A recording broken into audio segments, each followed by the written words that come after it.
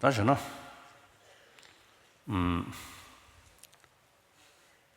제 탐지 좀 보긴 뒤쪽에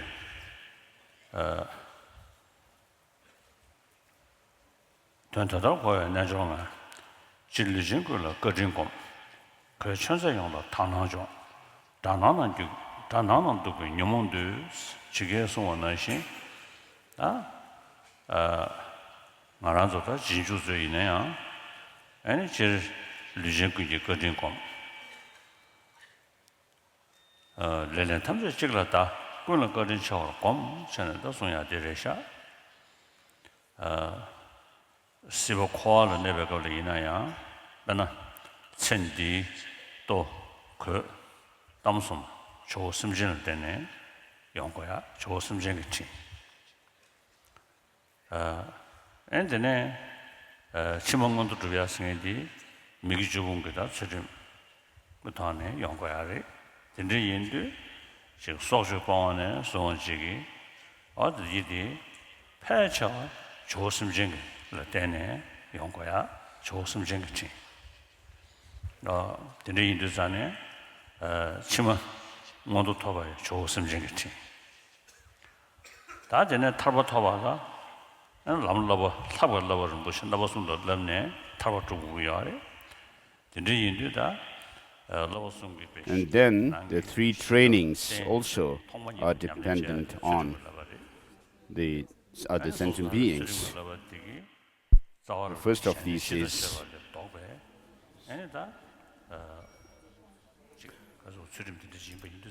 so everything good that we experience in the world, our daily needs and fame and so forth, as well as all the practices of the three trainings which we do are done in relation to sentient beings. And so these trainings are based on of the three. We start with the practice training of morality as the basis for the other two. And so omniscient state of Buddhahood comes through Bodhicitta, which is rooted in compassion, which in turn is based on loving affection. And so, as Shantideva says, we attain Buddhahood in reliance on both both sentient beings and Buddhas. And so, half the course of our omniscient state of Buddhahood comes in reliance on sentient beings. And so our practices of method and skillful means and wisdom come in reliance on sentient beings or in relation to. So, beginning with the goodness in samsara, the goodnesses in samsara, up to the omniscient state of Buddhahood, all come in relation to sentient beings. And therefore, the first Dalai Lama, having practiced all these paths, that he says that we should feel grateful to all sentient beings. And then his disciples like Benchen Yishitsemo and others, and they said with sadness that now you, the omniscient one, referring to the first Dalai Lama, is now very old.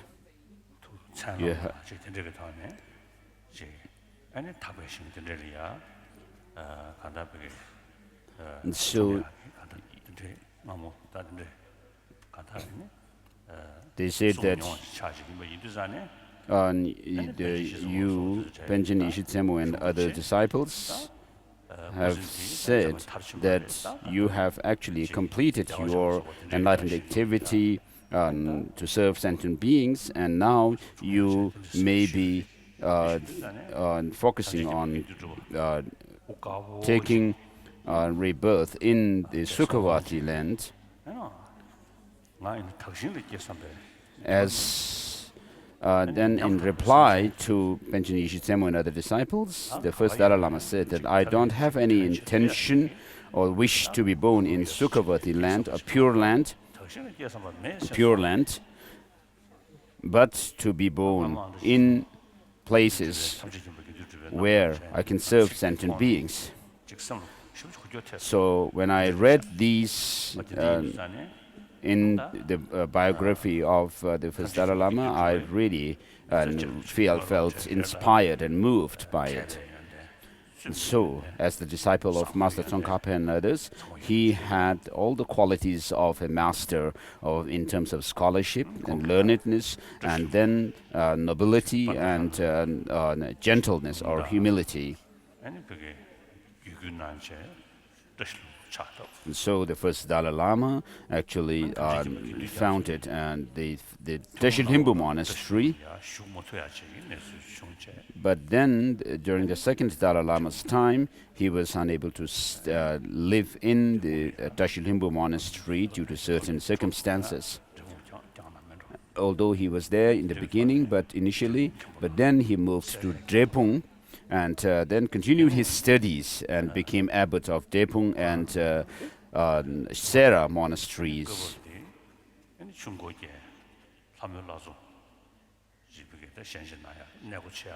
And then he also opened the door to the sacred lake of Paldenhamo,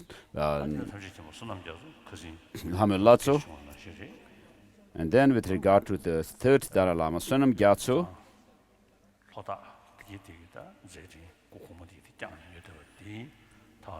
so he continued his enlightened activity, continuing with the legacies of the first two Dalai Lamas.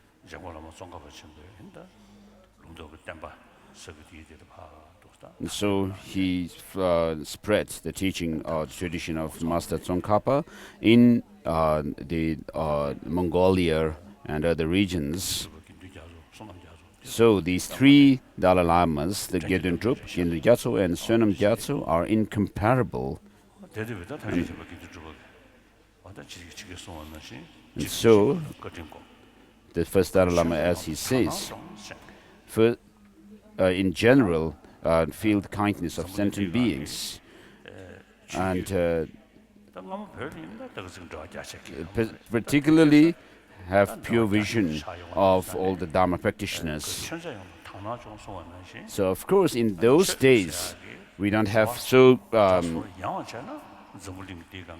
wide sort of contact around the world, but today we have contact with all kinds of religious traditions.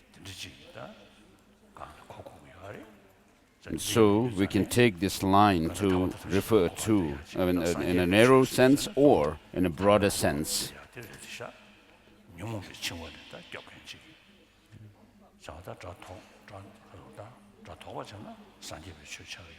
So here have pure vision or respect for all practitioners of all religions can mean either Buddhist practitioners who practice the path leading to liberation and so forth. But if you take it to within a wider context of the other religious traditions, we can also include the other religious traditions, non-Buddhist traditions as well, by acknowledging that all these religious traditions have been and help and very beneficial to innumerable number of sentient beings. And then with regard to Buddhism, the Tibetan tradition is one which combines both Sutra and Tantra. So all the religious Tibetan Buddhist traditions have both the traditions of Sutra and Tantra, and therefore it is very important for us to have pure vision of all the practitioners of all these traditions. And then he says, goes on to say that subdue this enemy that is within. So the real enemy is the three poisons and the negative emotions that we have. We should not be negligent about it, but pay attention and to and try to subdue the inner enemies. So this is very important. So I wish to say this. So in order to subdue the negative emotions, we need to know how to do it. And therefore, as Kungdan Rinpoche says, having attained this precious human life and met with the Guru, and having met with the Dharma friends and having heard the teachings, make this life a meaningful one.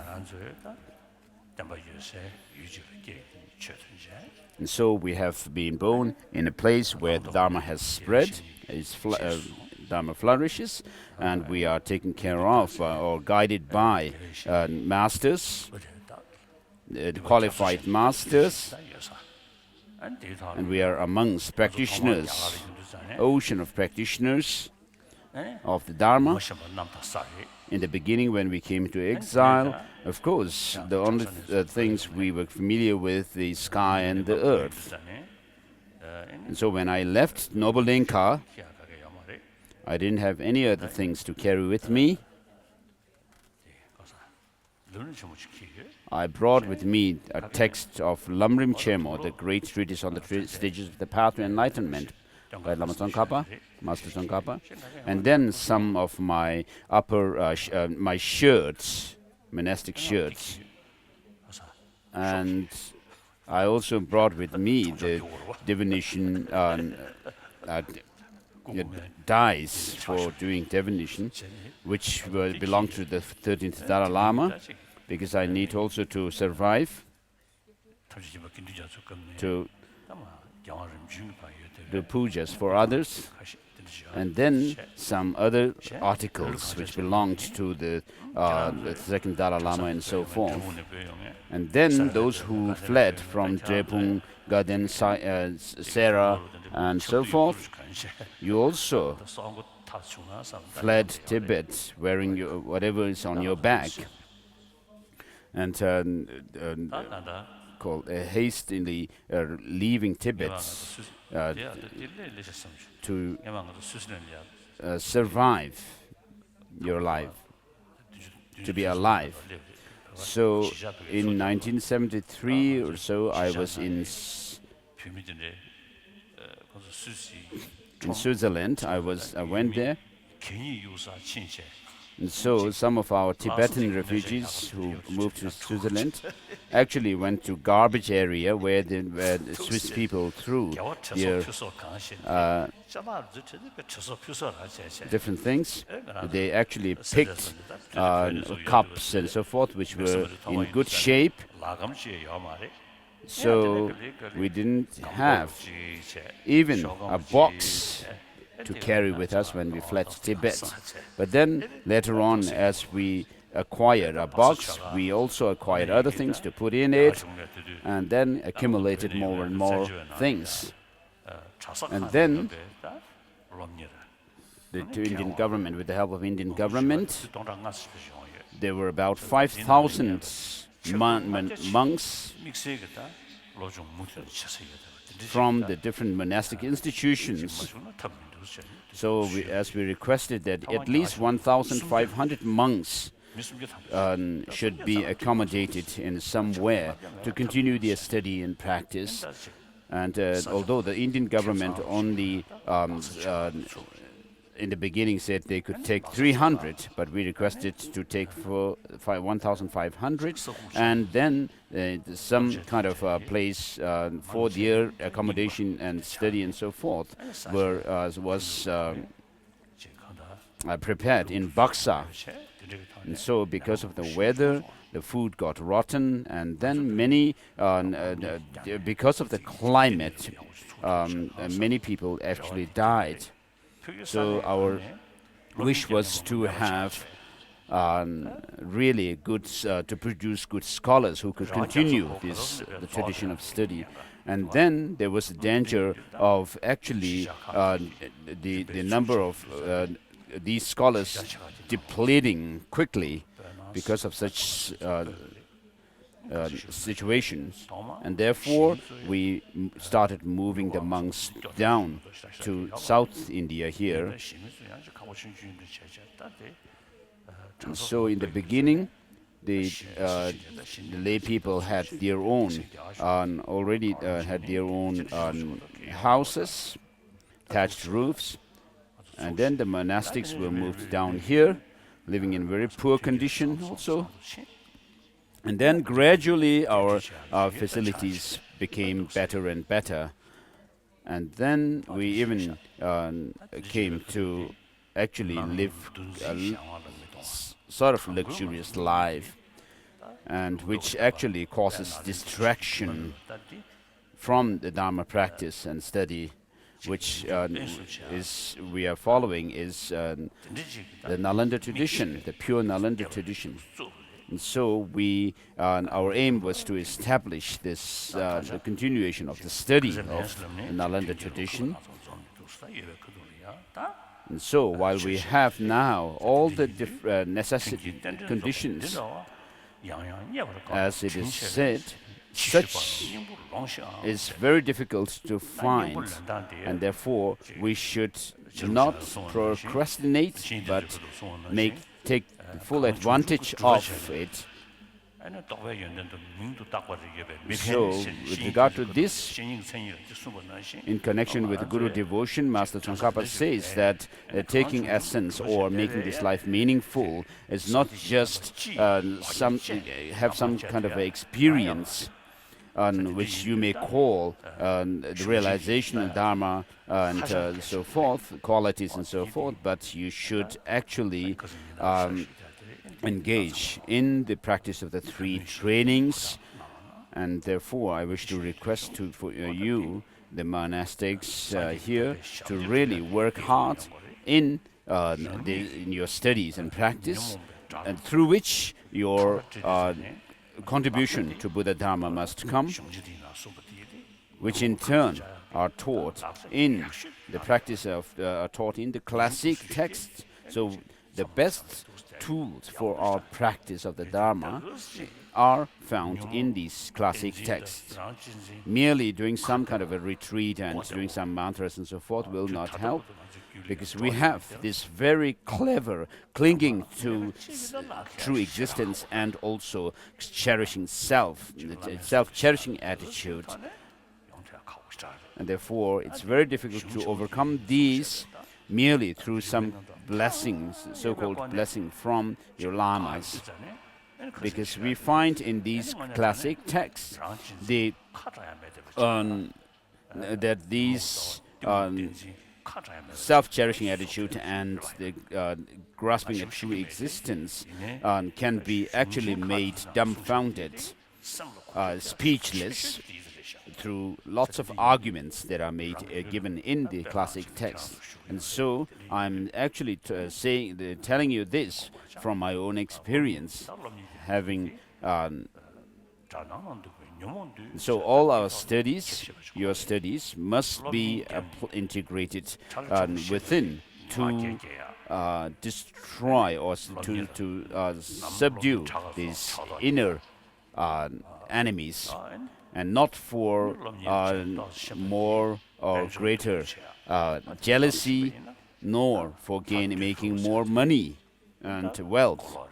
And so if you do this, then you're actually making a mistake. And so if you actually make your study, use your study to make money and so forth, then you are actually reinforcing the power of self-cherishing and true grasping at true existence. And then that's very sad.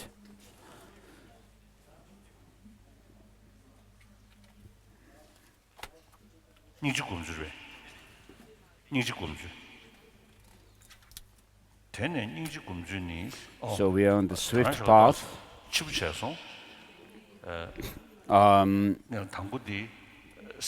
So this morning I was a little late because first I went to visit the new meditation center of Sera college of Shartse, and so I visited there, and some of you Lamas and Tulkus and Abbot were also present, and we did some. I talked and gave short talk there, and then I went to see the former abbot Sera Monastery again, Lotutop. So he was a very close friend of mine. He had requested an audience with me, but then and then I agreed, but then he was not able to come to me. And so in the past I had visited Gerong Kensur,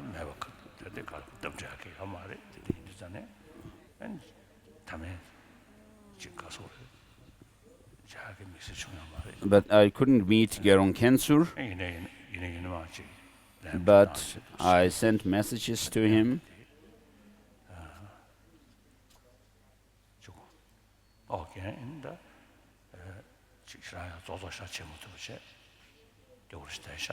So Gyaltsen Lutotop is rather frail now. He's not able to sit. So he is a disciple of the late Tijang Rinpoche, Ling Rinpoche. And so we are students of the same masters, so therefore I wanted to go visit him. And so therefore I was rather late to come here.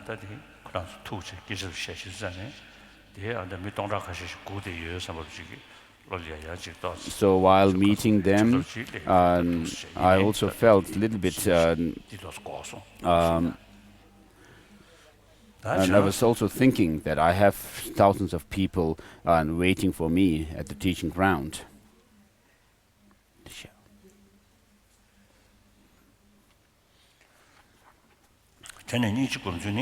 So with regard to cultivation of this compassion,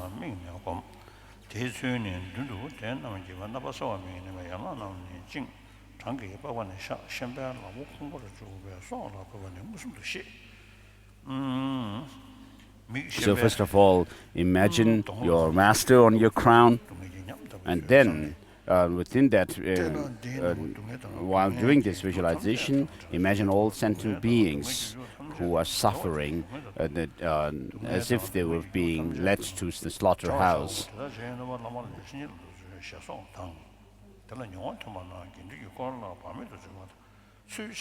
Then have the clear vision of a clear visualization or imagination of the sentient beings suffering.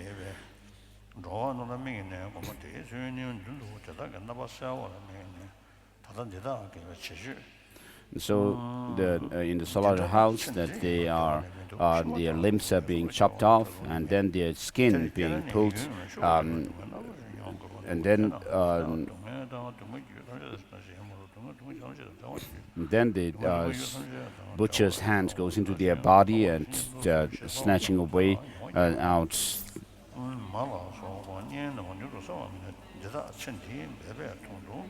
So these are something which we can imagine very clearly happening with regard to animals. And then the animals, when they are being slaughtered, they would actually look up at this butcher and then have intense suffering. And so make this prayer that may they be spirits free from suffering and its causes, may they be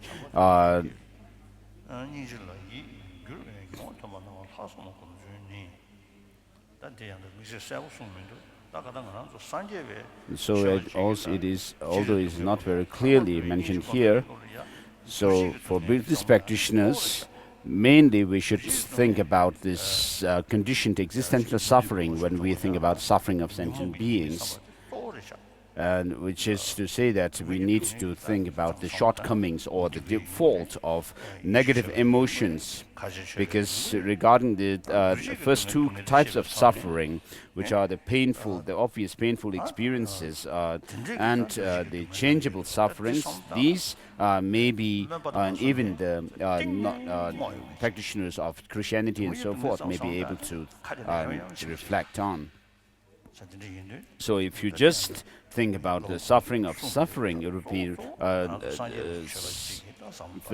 you're focusing on a very easy type of suffering, a superficial, almost like a superficial thing.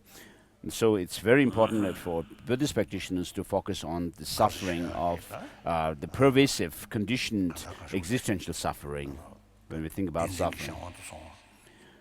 So, being under the influence or overpowered by the true, grasping at true existence, we should think that there is an antidote against it, and any sentient being can actually develop that antidote within them.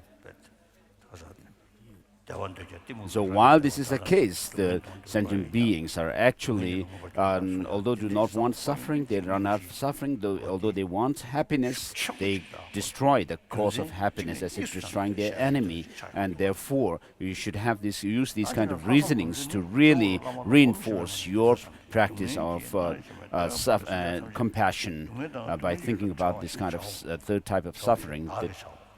And therefore, you should think of also liberating all sentient beings from suffering, and especially leading them to the state of omniscience, which is free from the two defilements. So when you think about this, if you ask yourself, do you really have the capacity to free sentient beings from suffering? Of course not. So even the arahats who have reached nirvana do not have the capacity to liberate all sentient beings from suffering. But the Buddha, who has the Buddha has the capacity to do so.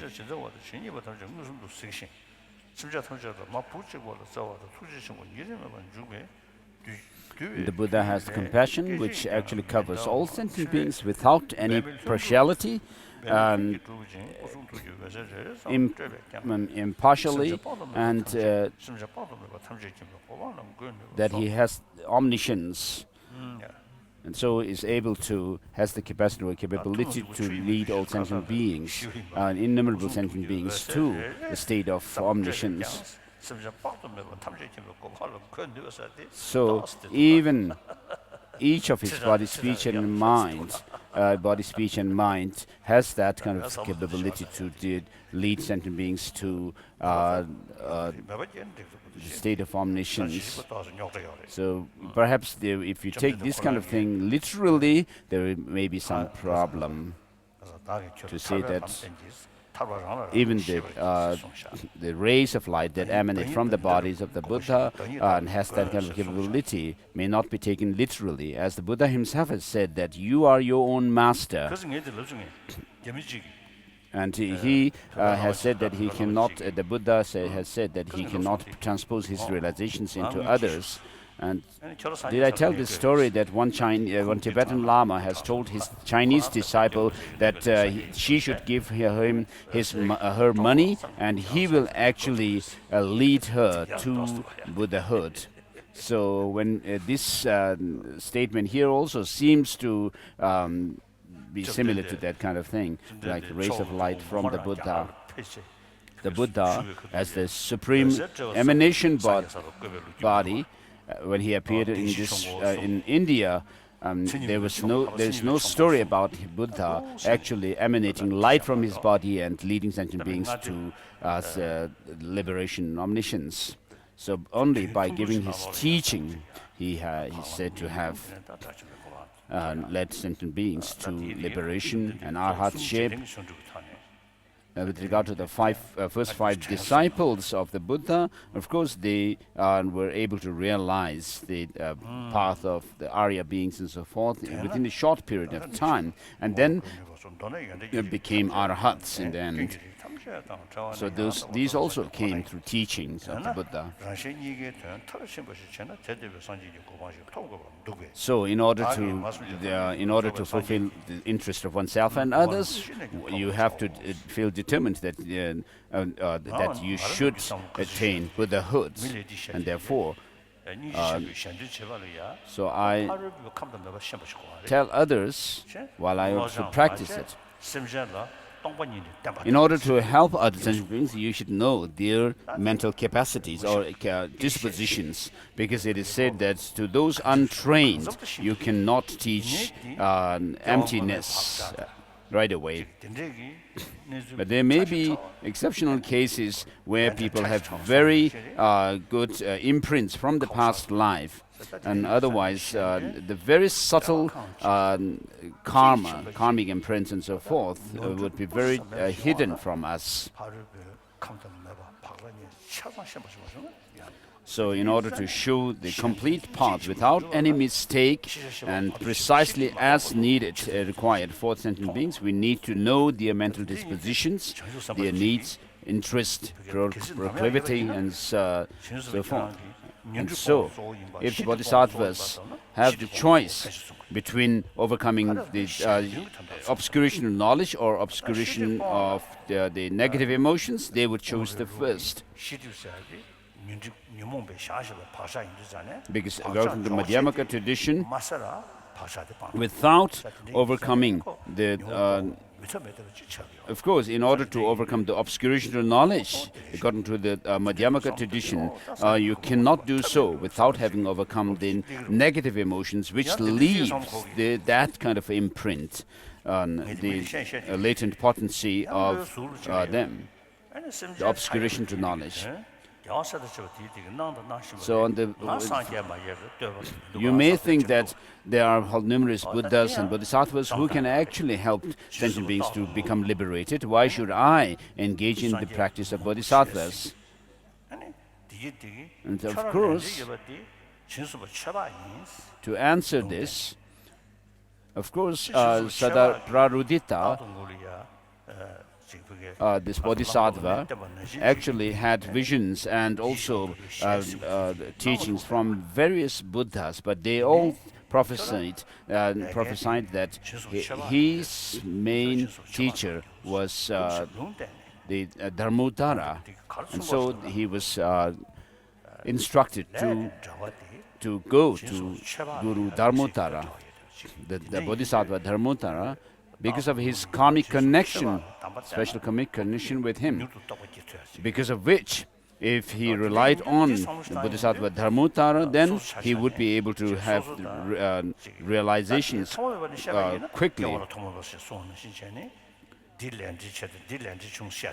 So, of course, if we have to go back to the beginningless life, then we cannot talk about this sentient being having greater karmic connection with this particular deity or Bodhisattva and Buddha and so forth. But and we have created karmas, special karmas, through which, over time, we may be more have more affinity towards some Buddhas and Bodhisattvas rather than others.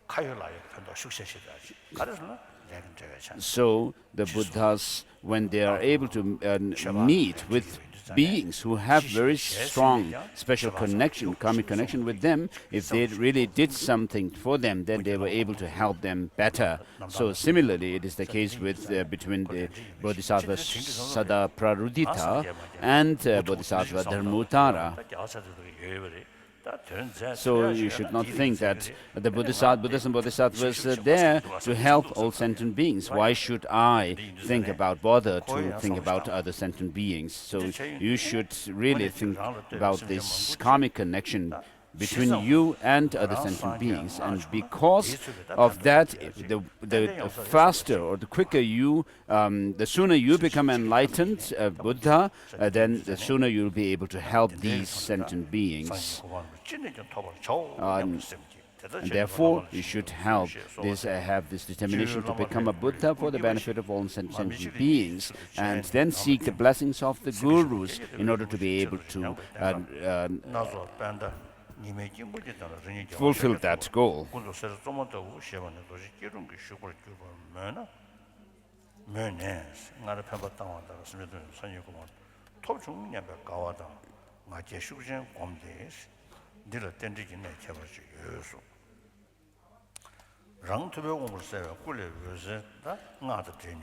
And so then you should receive blessings from the gurus, and then you transform into Buddha Shakyamuni, and rays of light emanate from your body and touch the sentient beings in the hell realm, the hot hell realm, and soothe and send down the soothing rays of light to help them, and then also the cold hell realms. So here, this is like the tantric practice of visualizing the mandala deities, and then the sovereign mandala, and then doing the enlightened activities, performing the enlightened activities. And so if you do this, there's nothing wrong in actually doing the practice in excess.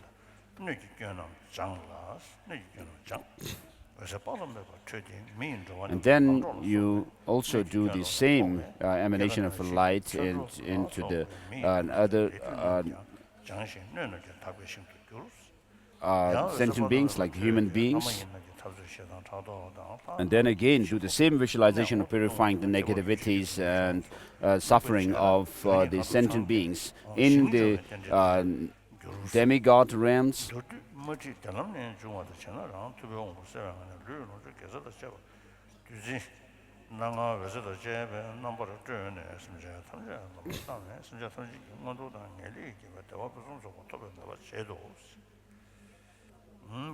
So with these rays of light, imagine all the sufferings of birth, aging, sickness, death, of sentient beings, human beings, and so forth, being purified.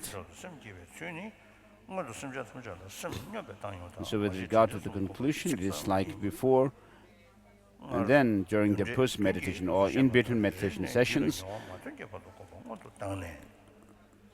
and then you should read scriptures teaching loving kindness, compassion, bodhicitta. And then next is the topic on equaling and exchanging self and others. So here, the Bodhisattvacharya Avatara's line, where it says one should actually practice the secret, the holy secret practice, doesn't mean Tantra, but this practice of equalizing and exchanging self and others,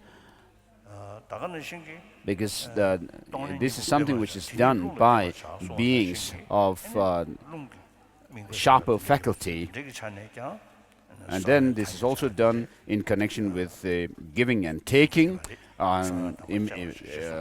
visualizing, sending out your positive energies and so forth to other sentient beings, with the out-breath, and taking in their suffering and negativities with the in-breath.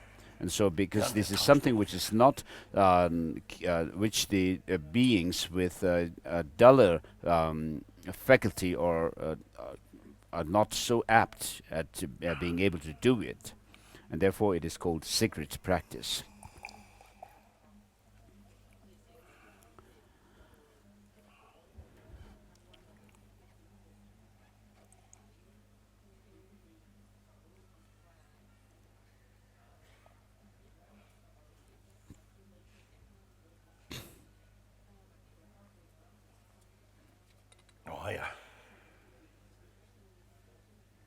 So His Holiness is taking his medicine, tongue.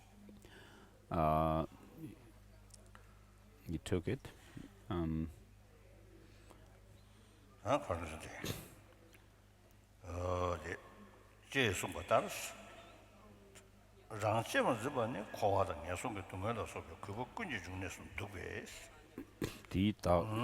And so here, when we talk about exchanging self and others, you are not actually thinking that you are others and others are you as such, but you are actually switching the two attitudes of cherishing oneself and over cherishing others,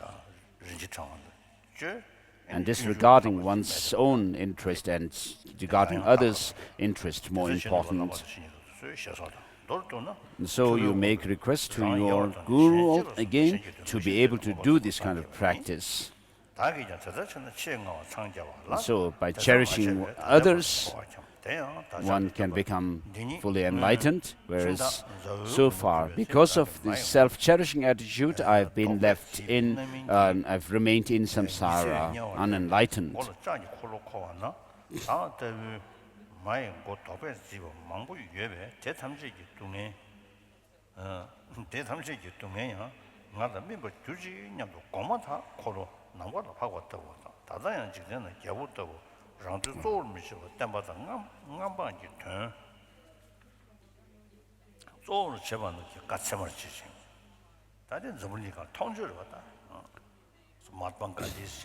So this also relates the story of one being who actually thought to liberate or free others from suffering when he was suffering headache. So Gandhiji actually dedicated himself for the well-being of the people of India during this freedom struggle. First, he worked in Africa and against the apartheid, and then he worked for the right of the underprivileged people, and then later on came to India, and he engaged in the struggle, freedom struggle of India. And so, whether he had done these great works for the benefit of all sentient beings or not, he did it at least for the people of India. And because of holding others more important than himself, of course, we can see how great he has become in the world. And so, if you think about this, the well-being of others, you have gretter benefit. I always tell people everywhere that the world belongs to the people of the world, and then the countries, each country belongs to the people of the country and not the leaders, kings, queens, or presidents, and so forth. But in order to govern the countries, we have the democratic process, democratic systems, who elect their own leader, and then the leader becomes accountable to the whatever they do for the people. They become accountable to. And for example, in the case of America, during the President Nixon's time, because of Watergate issue, he was impeached. And so this kind of quality of democracy has some connection with cherishing others. And so the despots, authoritarian rulers, and so forth are under the influence of self-cherishing attitude. So many of the problems in the world, in the leaders as well as common people, are because of self-cherishing attitude. And then the good things that are in life and in the countries and so forth come from the cherishing others more important than oneself.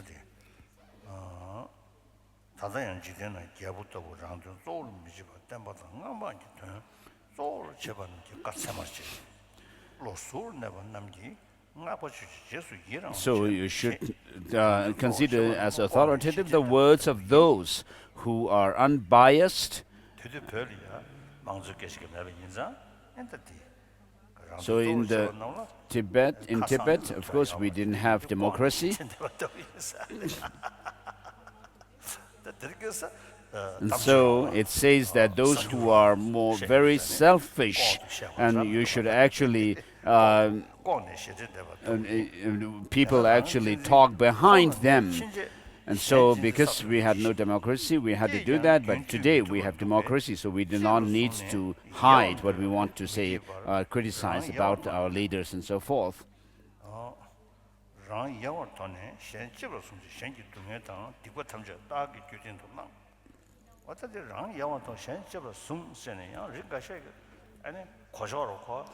So as long as this selfishness is there, and you cannot have this attitude of cherishing others over yourself.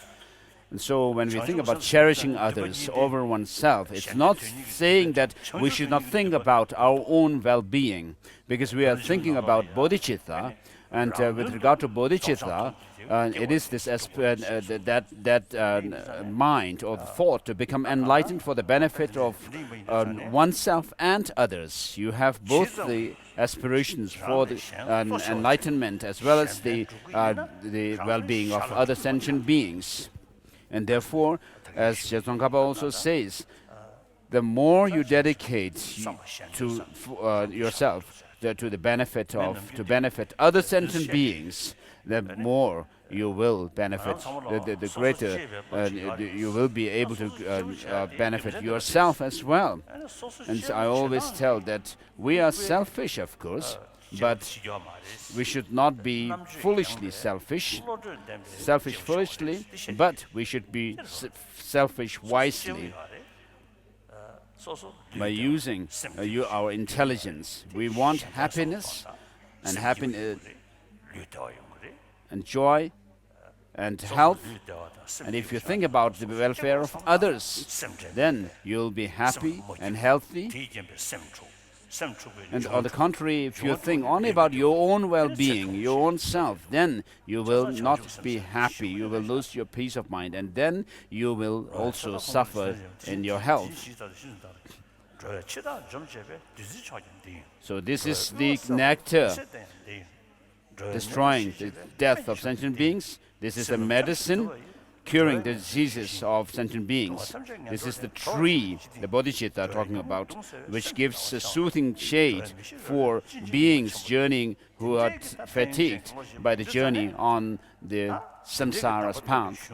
And so, because of these great benefits of Bodhicitta, therefore Bodhicitta is also the butter churned out of this ocean of the Dharma.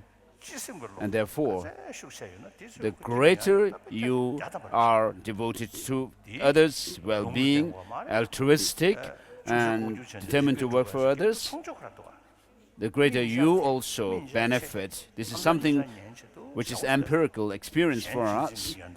We do not have to use reason or scriptural support and scriptural quotations. If you look around, you will see this yourself.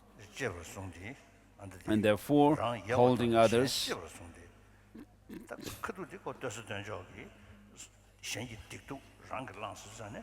so when you talk about taking on these negative actions and the suffering of others and giving out your own virtues and happiness to others,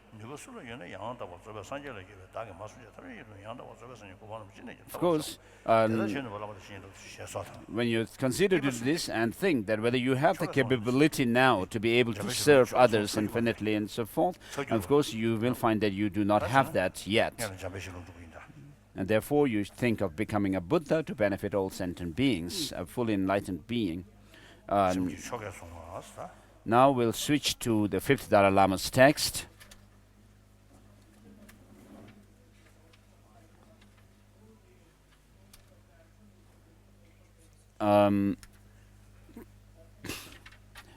taking bodhisattva or bodhicitta through ritual, generating bodhicitta through ritual. That's the topic. Page.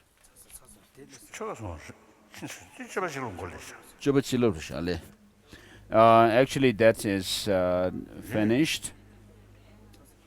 Simkin, Jobachilo. Jobalobara. Slow, Tarish.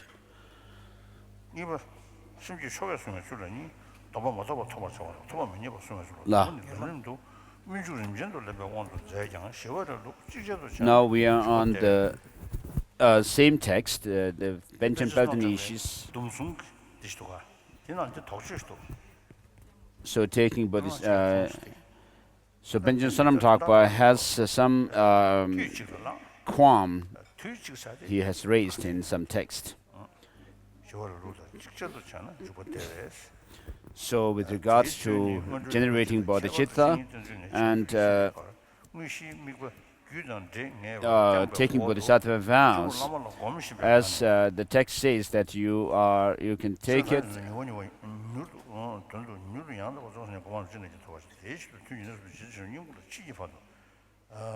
So doing it simultaneously, Benjamin Lobsang Sonam Thakpa has actually raised a qualm about doing these two simultaneously, which could actually be, as I said yesterday, this we find the verses that we find in Shantideva's text. We are doing it in one sequence, therefore it is referred to as doing it simultaneously.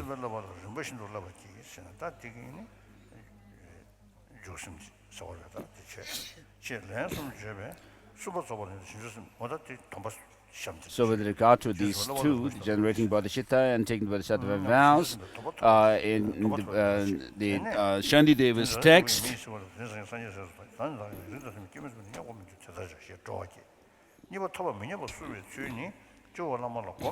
where you come to say that after calling on the Buddhas and Bodhisattvas to listen to you, just as all the Buddhas and Tathagatas and the Bodhisattvas have generated bodhicitta and then also have engaged in the bodhisattva deeds, likewise I will generate bodhicitta and engage in the bodhisattva deeds.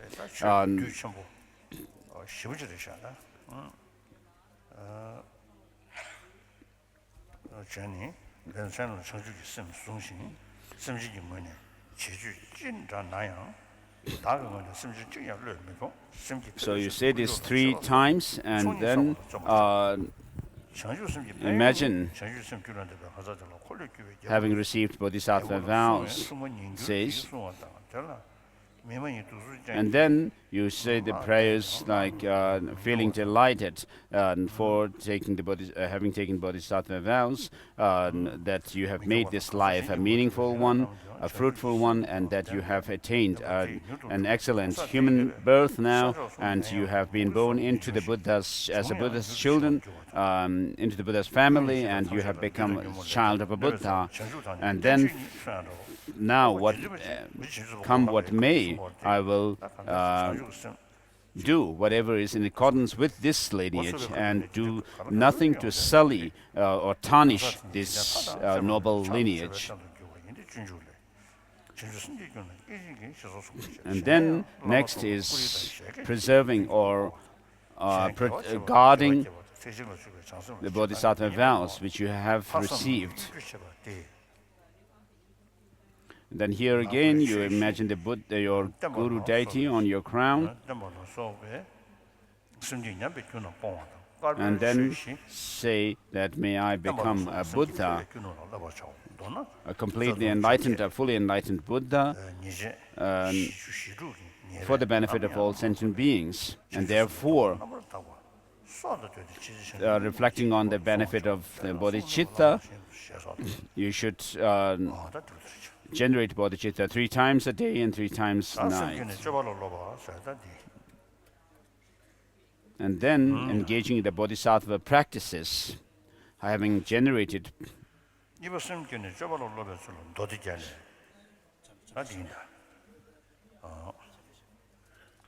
롱주 당 표준 소바 당 고숨 표준 소바 응원도 당 따도 유무원이 민주당 자원은 진짜 뭐라고 So, with regard to, we are now switching to the fifth Dalai Lama's text on this topic. It is said in the Sutra Alamkara. So when you have the excellent wealth, when you have gained quite a good wealth, so that it doesn't add to increasing your negative emotions, if you actually understand what to discard and what to adopt,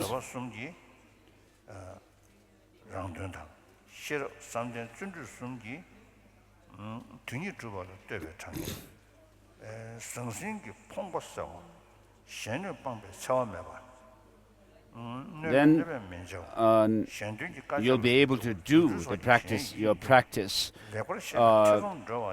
effectively, making great strides in your progress.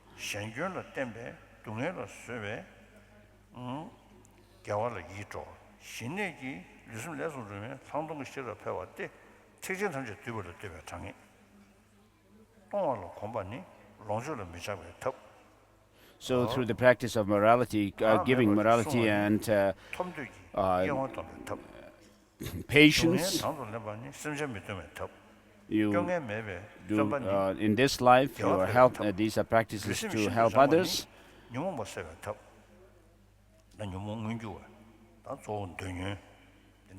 And then with wisdom, concentration, and joyous effort, you engage in the practice for fulfilling one's own interest, and so in this way, in the context of helping others in interest and interest of oneself, you have the number of the practices as these 6 paramitas.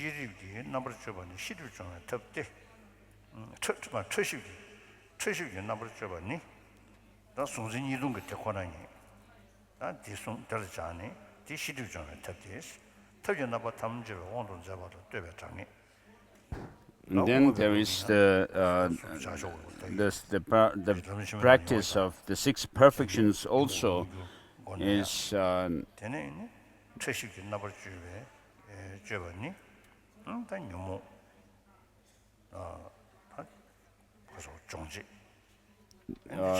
there are 6 perfections with regard to overcoming the negative emotions and the obscuration to knowledge as well.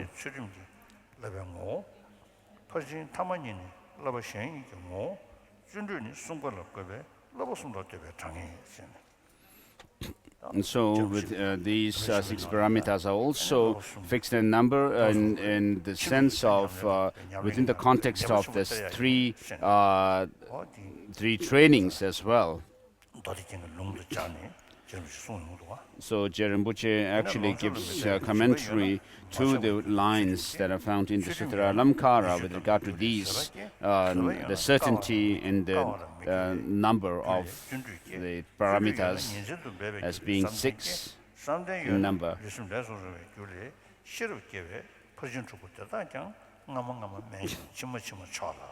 So with regard to the 6 perfections, the former are considered lower practice, and then as the latter ones progressively higher.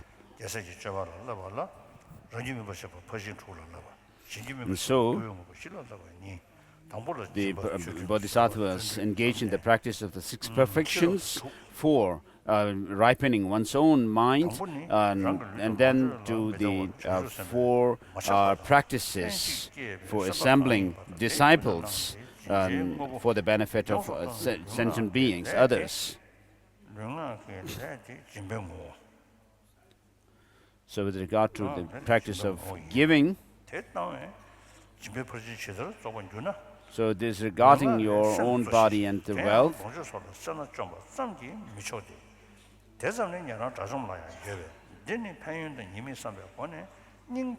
So it is this mind which is unattached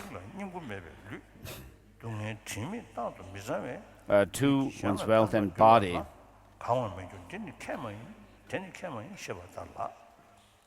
So with that motivation,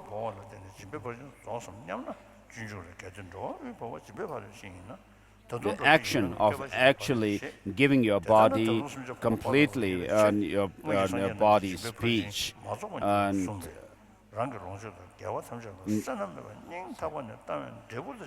giving whatever you want to give to others with your body and speech is the nature of the giving.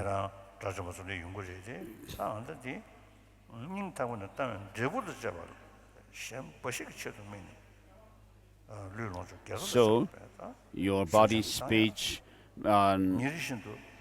your wealth and so forth is dedicated for the well-being of all sentient beings in this practice of giving. So just as the prayer in Ratnavali says that may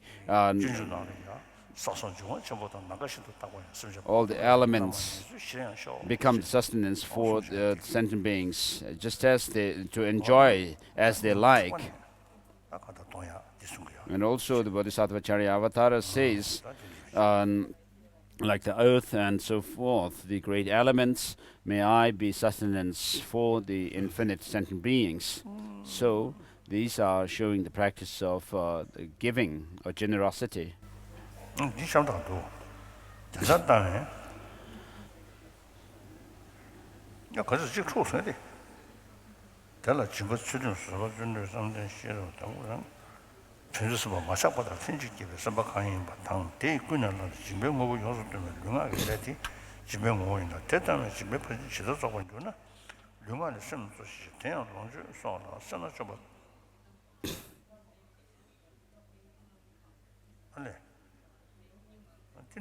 So how do you perfect generosity is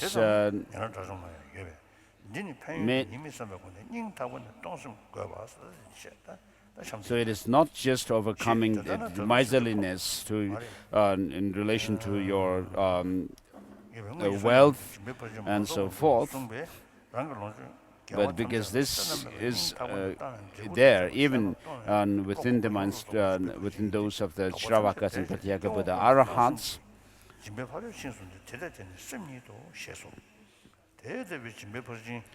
But thinking of the benefit and the faults of not miserliness and so forth, you have this wish to give from the depths of your heart.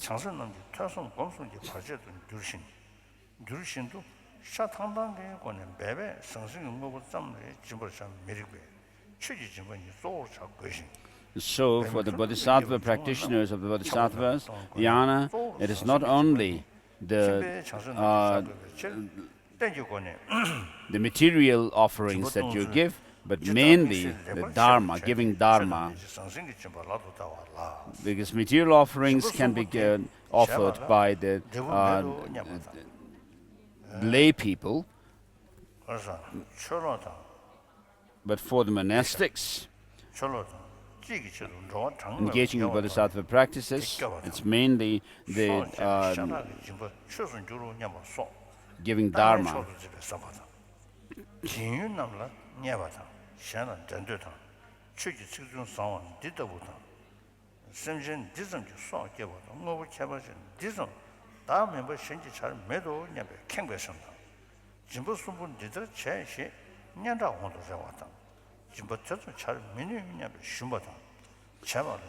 So Sharawa, the great master, the spiritual master Sharawa has said,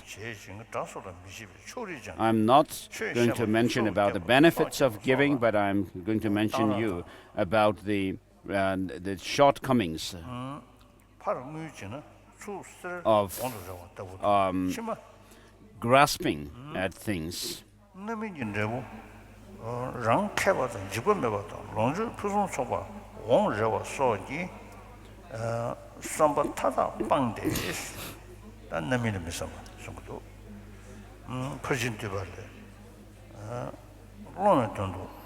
롱롱롱도 르노나 대세대 소베 전주 손에 빼외치 대신 도시 달라 샤세신 계획신인 도시 달라지 들었던 집에 퍼진 저거 저냐 거버려 봐다 당분에 딱이 최장 신这边 누가도 똑같은 시간은 당신과 임배 쩌에 렘버도 충분히 2년도 뭐벌어 봐다 니는 딱이 집에 퍼진 저거 집에 계획신이 있노 냐베 신름이 봐지 사바체로 숨들이 관해 지들 동나 서버 배네 미서버 때마다 지금부터 시 뉴진도 초래선 껴봐다 뭐 보냐보다 장용와도 현재 라네 초대 들어서 하나만 더 예배 바꾸신 So when you give, you should not your giving should not be tainted by acts of robbery and so forth, which you may through which you may take things from others, but and give to someone, but then give to others.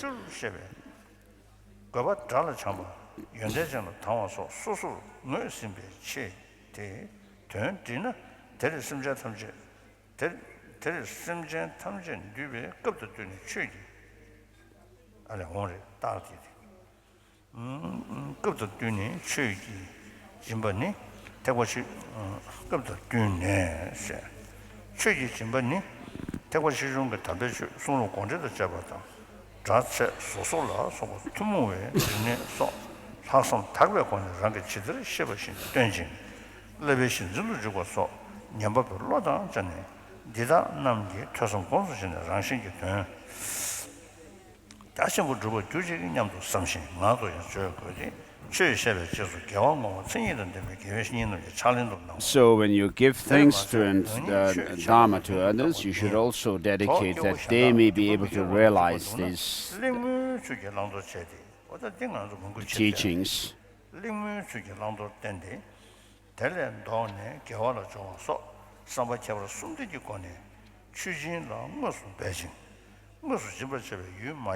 만년 닝 타고는 순전한전 담배추 담벌 매신 취지지부터 투 표바자신 중으로 삼라 배는 취지자 퇴배 녀원은 내년에 동네에 탈범 먹어 소지고네 말음 쳐버 So in short, it says that when you give teachings or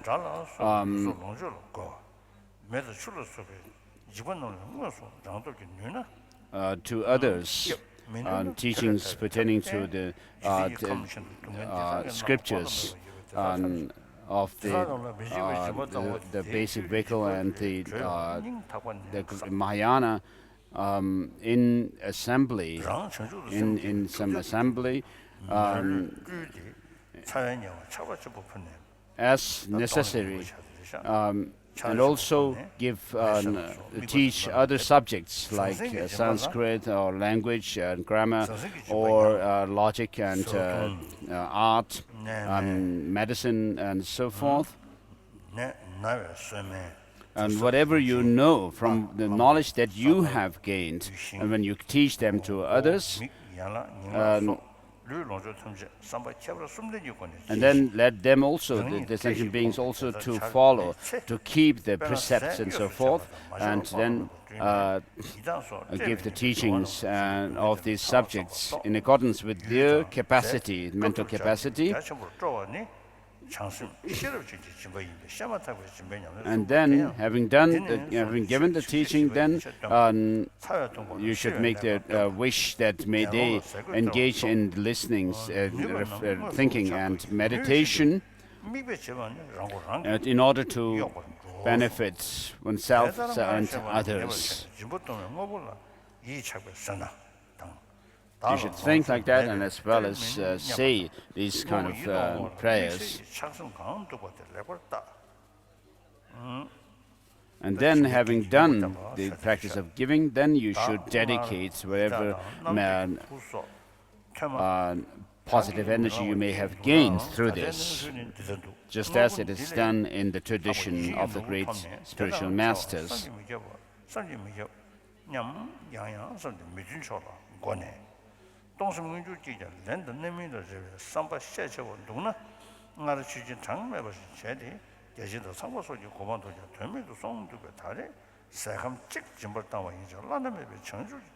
And not only that, it says, although you may not take the name of some preacher or teacher of the Dharma,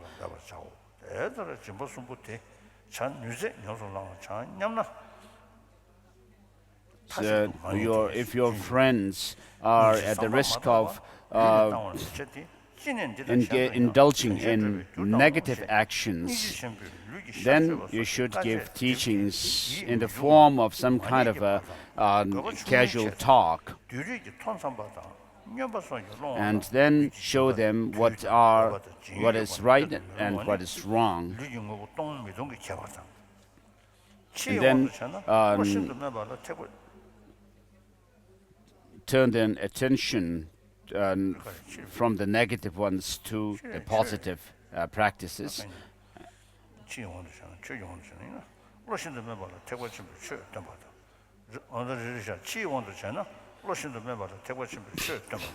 So with these thoughts, you should give Dharma to such people.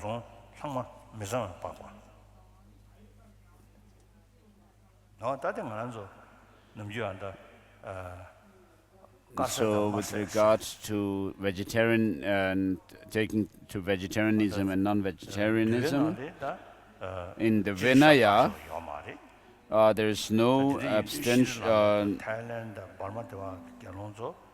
The monks, monastics are not prohibited from eating meat, and therefore in Sri Lanka, Burma, Thailand, and so forth, the Theravada countries, the monks do not abstain from taking meat. So I met one Sri Lankan monk who told me once, many years ago, that monks do not have any choice over which food they want. They cannot order the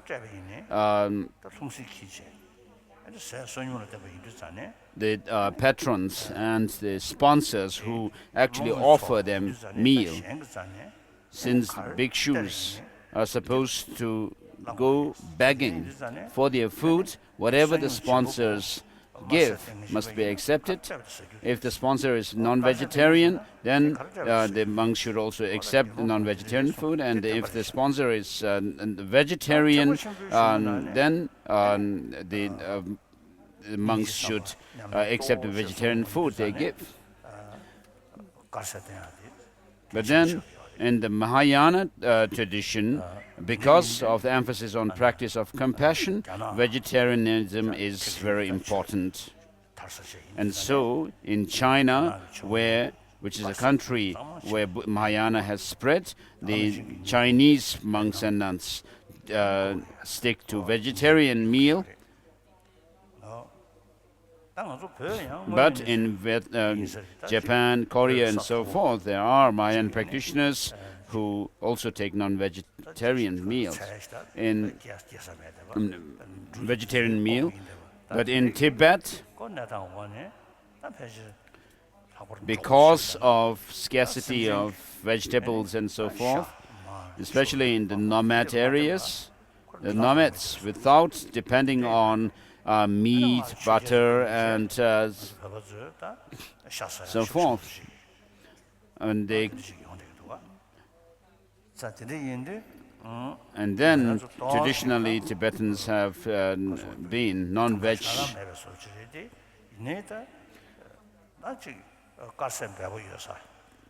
So there's not much restriction on a non-veg meal. But if you are in places where there are a lot of vegetables available, and rice and so forth, vegetarian meals, then we should actually take vegetarian food, take interest in becoming vegetarian. And so in the monastic institutions here in South India, and with the monastic institutions themselves have actually taken to vegetarian meal from the common kitchen. But then, and also in the Tibetan settlement villages, the common people, the lay people's villages, of course, we did not actually start piggery and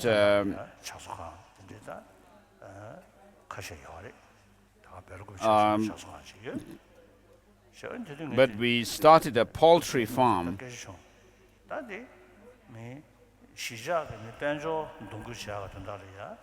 Then one time I told the representatives that unless it's really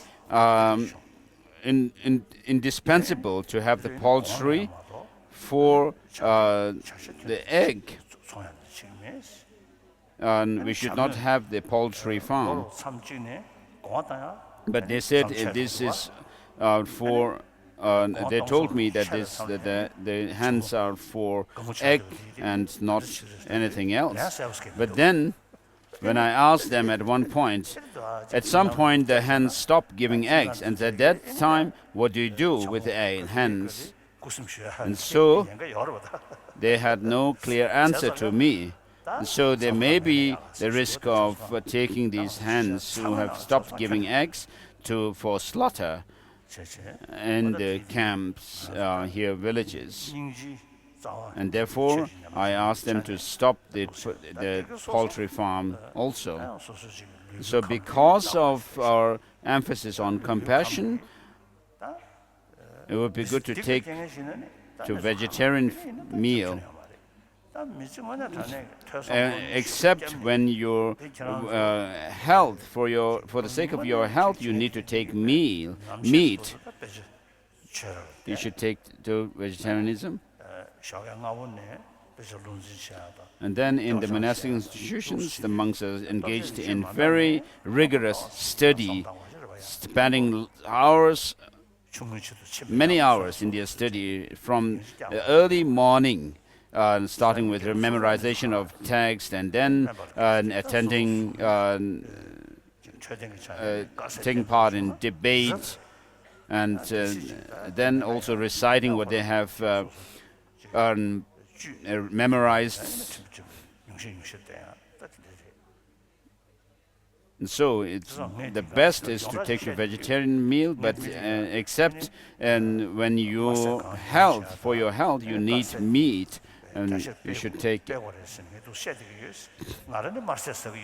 So I usually tell people that I have been advocating vegetarian meal, but I am vegetarianism, but I am actually taking non-veg meals. And the reason is, at some point in 1960s, for about 20 months, I was vegetarian. Then I suffered jaundice because of taking milk and then nuts and butter. I had this jaundice, because of which my whole body turned yellow. And so later on, I make joke about myself, saying that at that time I actually became a living Buddha with a golden body. So as they call in Chinese. So this living Buddha was not because of practice, but because of disease. So I became totally golden. My body turned golden. And then in 1966, and I suffered for a long time. And so that was 1966, and then I consulted allopathic medical doctors, as well as Tibetan traditional medical doctors, who advised me that I should go back to the original diet, non-vegetarian. And then I started eating meat, but not every day. I have meat 2 or 3 times a week.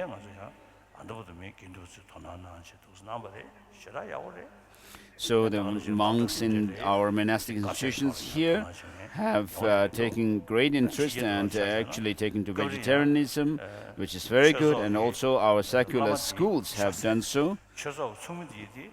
And then in the Western countries, there are people like our teachers, Tibetan teachers, who stick to non-vegetarian meal, but then the students are vegetarian. So for such teachers, you should be able to actually transform your meat, the non-vegetarian meal, into nectar, as we have the practice in Tantra.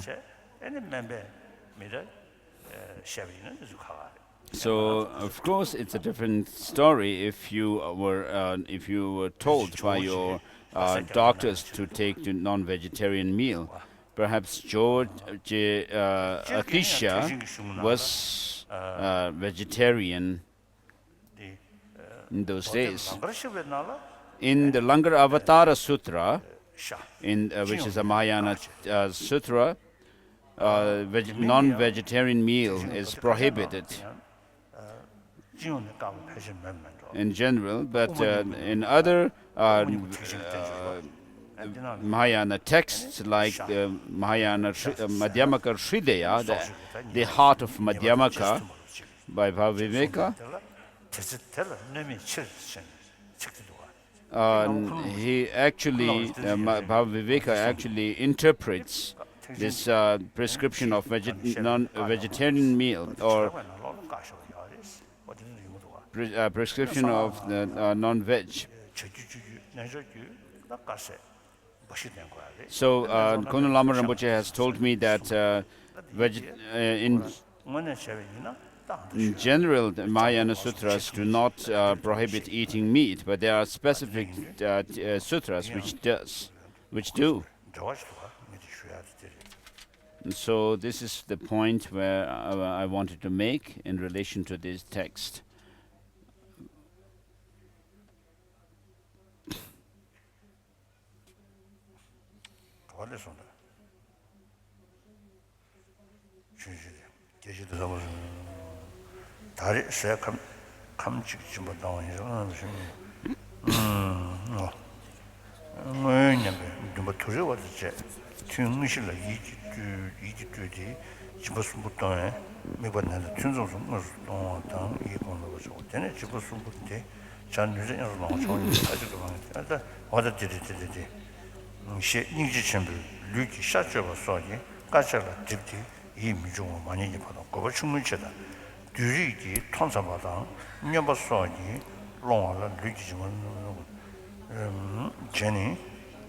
So His Holiness is making all these comments in connection with the text, where it mentions that fifth Dalai Lama's text,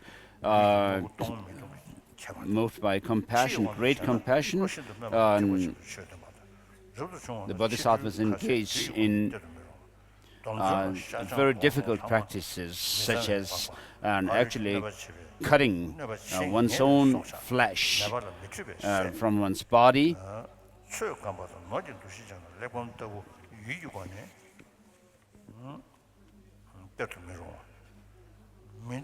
And this is done when they do not actually feel it.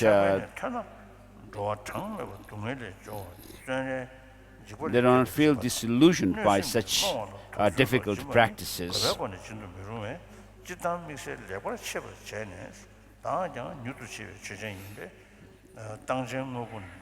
And then when the purpose or the benefit is not small or minor,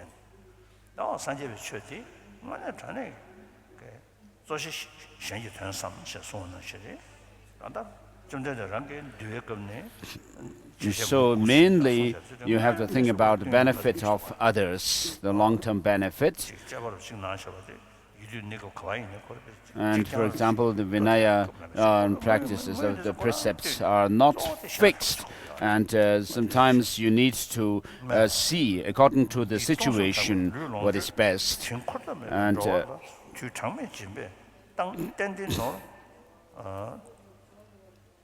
그래서 때는 재미 방주. So these are the verses in the middle of the text, or the intermediary verses.